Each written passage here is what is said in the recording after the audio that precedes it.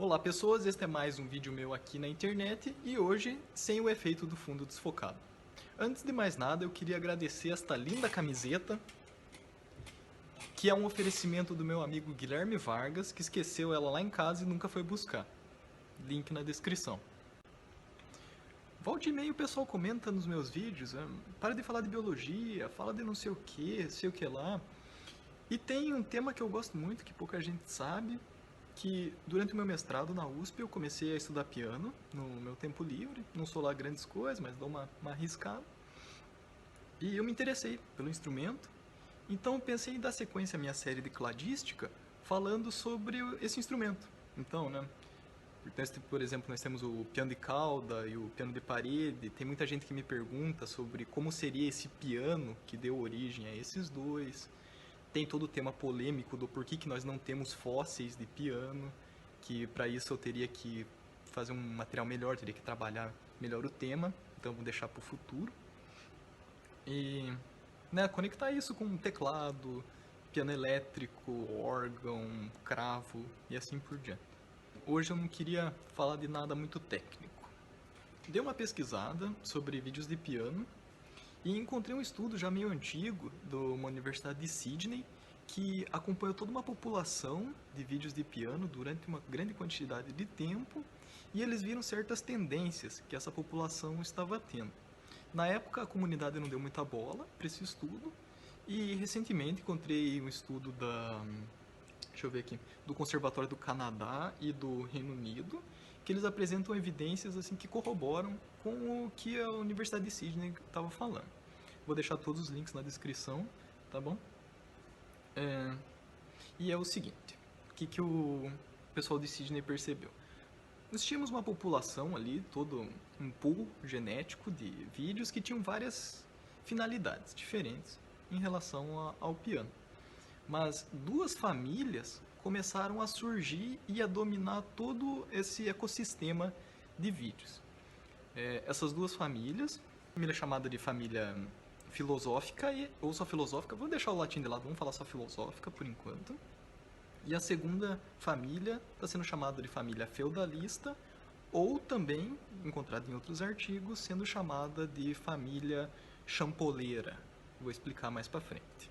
Essa primeira família, então, a família filosófica, ela tem esse nome porque ela deriva de um indivíduo chamado Rousseau, e a principal característica dela é o que é popularmente chamada de dança do acasalamento, né? Que o termo correto seria cortejo sexual.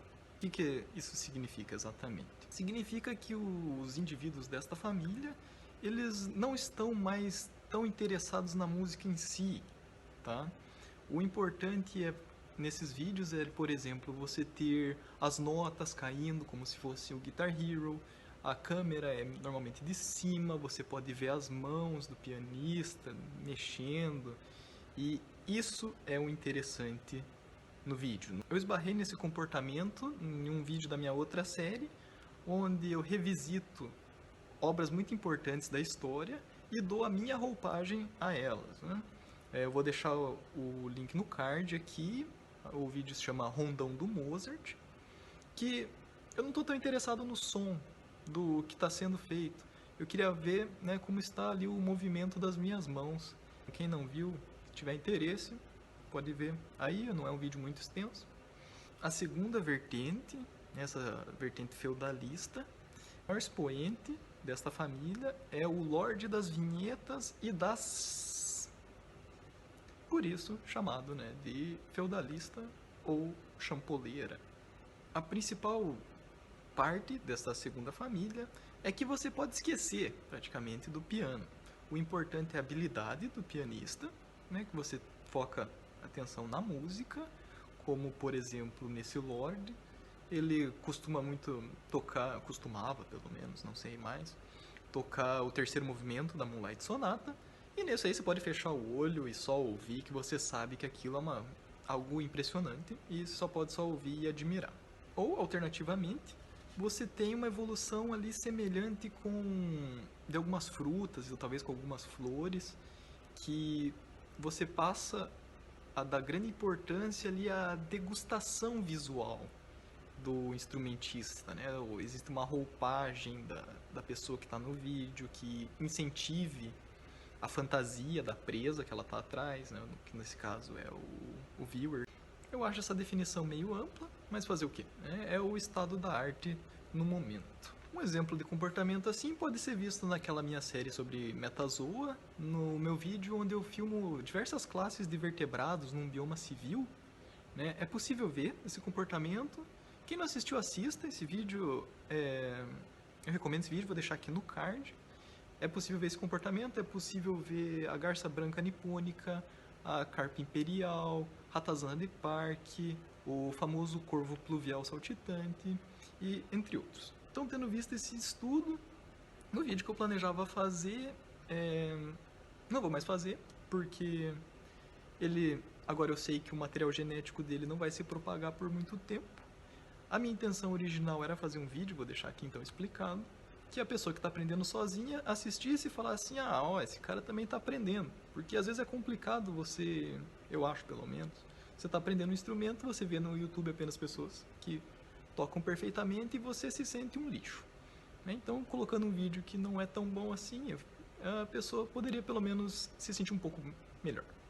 Então vou mudar a abordagem, vou fazer uma abordagem mais feudalista, porque mesmo que meu vídeo fosse bom, no final das contas o que mais chamaria atenção é a minha homomorfia fenotípica, né, com o Carl Sagan da biologia do YouTube. Então, vamos lá. Tentar não ficar igual um Velociraptor, um negócio aqui. Tocar de prima, hein? A não ser que fique muito ruim, aí eu pego o rebotão.